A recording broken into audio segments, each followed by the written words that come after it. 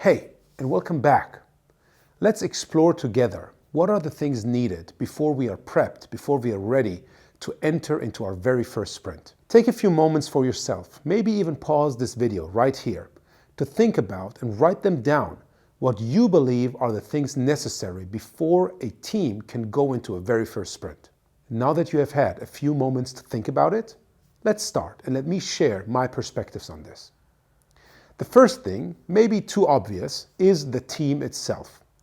It doesn't make sense to enter into a sprint without having a team.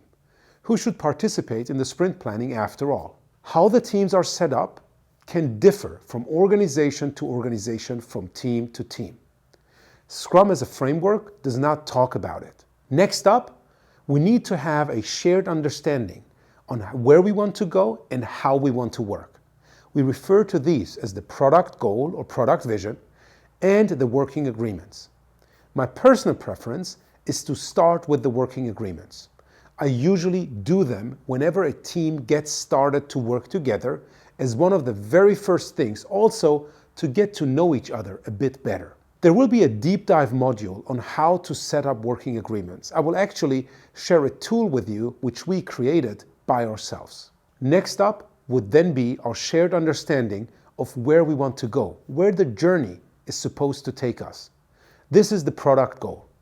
And similar to the working agreements, there will be a dedicated session on this one as well. I will share a tool with you, the product goal canvas, which helps you create the product goal in a systematic way. Last but not least, we need to create a product backlog, because just with a product goal, we can barely enter into a sprint planning. The product backlog obviously is based on the product goal that was created earlier. But that product backlog also needs to be refined.